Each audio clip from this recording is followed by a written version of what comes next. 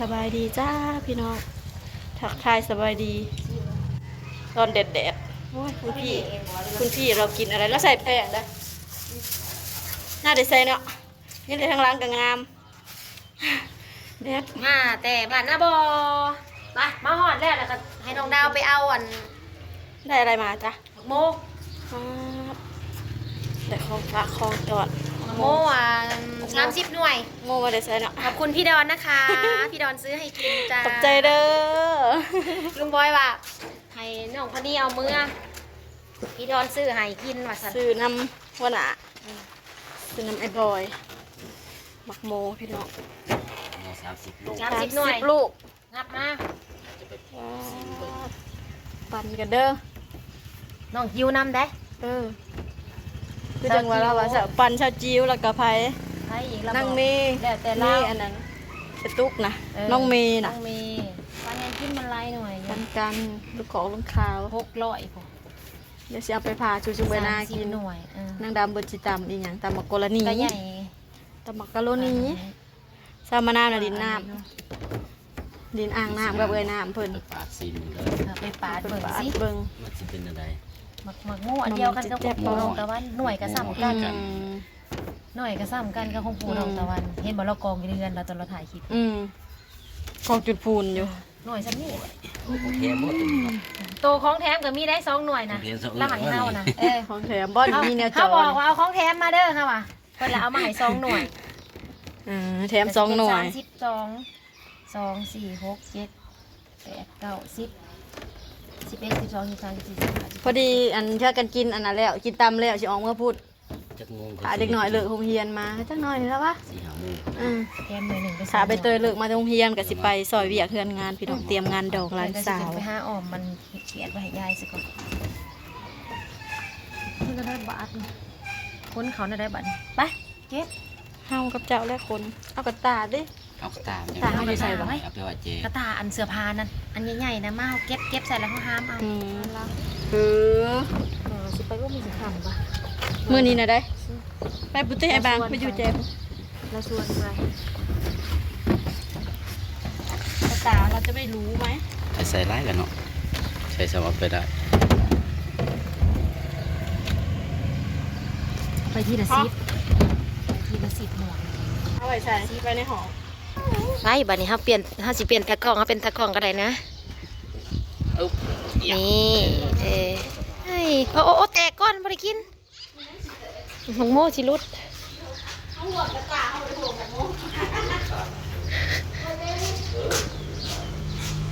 น้องดาวซื้อตลาดเอาว่างออกบัดนี้เก็บว่างไว้ พ่ออีน้าชื่อหายยายล่ะ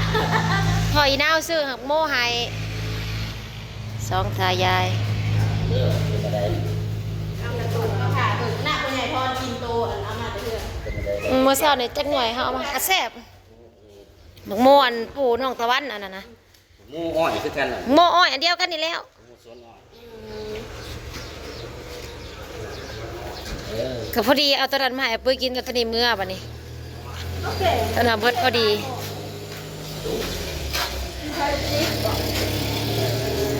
แก่ตู้ ติ๊กมาเราเอ็มไปหัว ติ๊กใส่ เป็นทางนี้เขาเป็นแม่บักติ๊กเขาบอกให้มา เอามาจังลูกมันสิเนาะแต่บ่ล่ะมีแต่ได้มันกับพี่น้องมันคือเจ้า เพื่อนกันบอกกันเลยนะเด้อหน้าเป็นกูบอกให้มา มันลงทำงานบ่ เป็นแต่แม่เพิ่นเอาลงว่าเดินทางปลอดภัยเด้อลูกเดี๋ยวว่าสิเมื่อบ้านพุ่น สิมา มา อ๋อ บ้านนี้ บักติ๊กอันลูก ติ๊กลูกไอ้เหลือมพอดี อ๋อ หน่วยนี่ที่ไหนแต่ มี เอาอีกเคียวนึง หน่อยใหญ่ก็ไว้ให้กินแน่ นั่นได้ยังไง ยังมีโหลดเฮาเนาะ เอาไว้ค่ารถของเฮานะอย่าเอาลงได้ ผู้เอามาหายนะบ่ได้ ลืมได้ว่าทุกคนลงเรือ เพิ่นสิคนลงเบิดเจ้าของบ่กินติ บ่หายกิน จิ้วอันมาอยู่พี่เนาะ มาเอาอยู่นี่แหละ เราก็ได้งดเอาเฮียเด้เราก็เที่ยวไปเที่ยวมา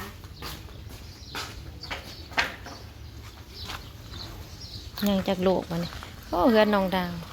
เฮือนน้องดาวก็จะมีดอกรักโอ้หักเด้อพี่น้องเอ้ยสัมพ่อคนมีผู้หักเนาะ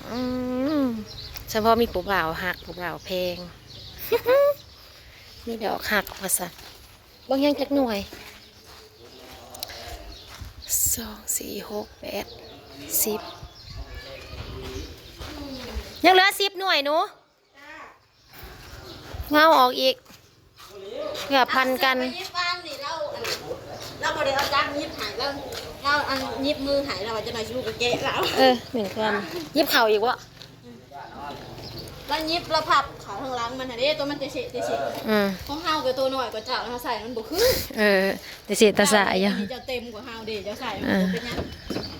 อันไหนนี้บ่ แต่เสียตาสายตัวได้เป็นตาแสบก็เลือกเอาให้กินแน่ เขาบ่ได้ปลูกหลักปลูก ก็ได้อันจักหน่วยนี่แหละ เอากี่หน่วย 3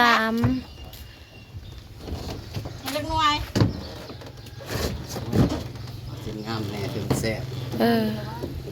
บอกเบิ่งสิต้มเป็นตะสิ อันหน่วยอันนี้ตัวนึงในครอบครัว ปลาเป็น เล็กหน่วย 4 5หน่วยก็ อันหน่วยบ่เนาะ คนละ4 5หน่วยคนละ3 4หน่วยเพื่อ ช่วยน่ากินหน่อยนึง มันก็30หน่วยเหรอ32หน่วยบ่ได้แล้วแถม2หน่วยก็ได้พนละ3หน่วยเหยกับนางจิ๋วคันแม่นบ่เลย ดูกัน ว่าอันได้พนละ3หน่วย2หน่วยนั่นชาวเอยแถม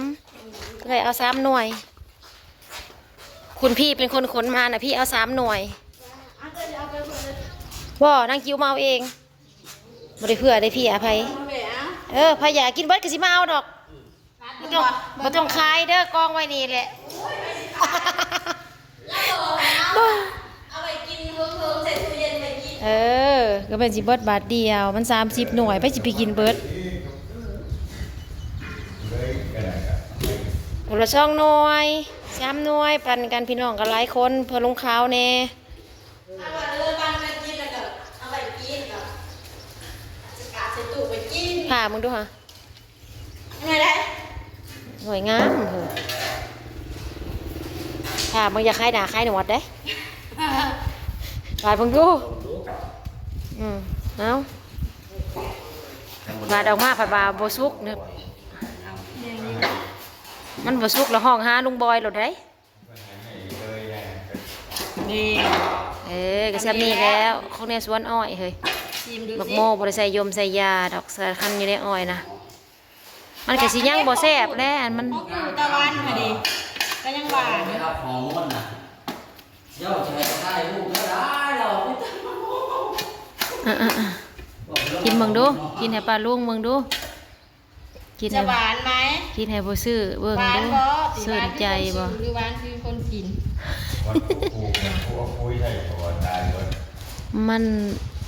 มันกินพุ้ยอ้อย เป็นอะไรหวานอยู่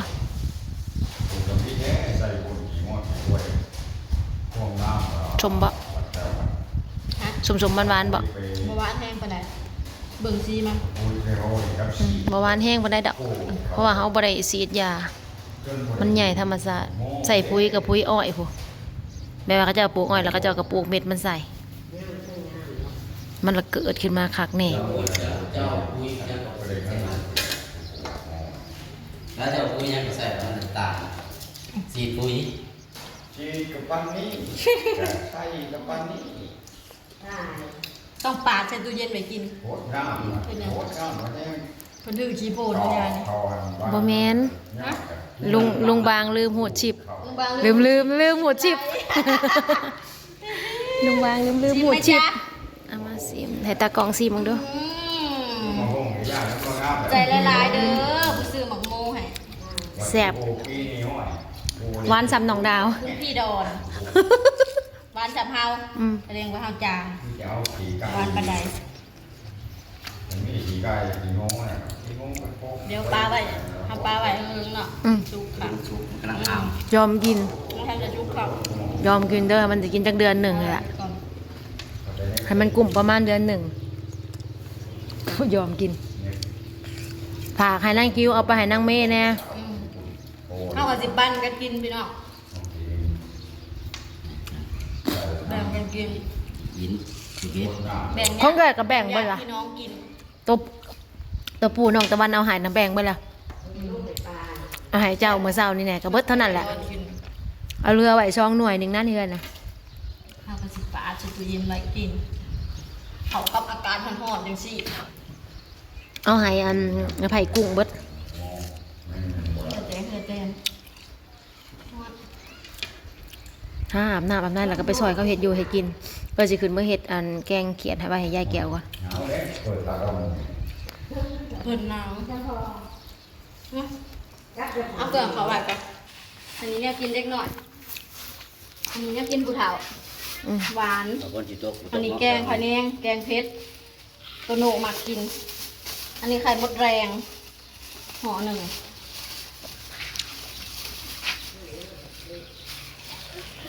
ผักหอมปลาปลานิลปลากด ไผมาขายปาน ปลา นี้ นินไผนี่ ปลานิลเลยหน่อย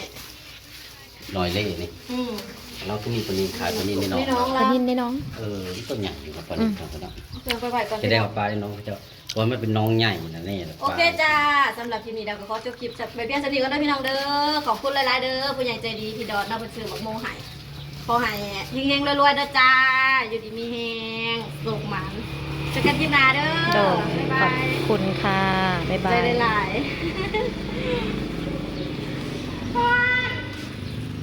เอาโขงนี่คุณแม่อย่าขี้เหี้ยเด้อ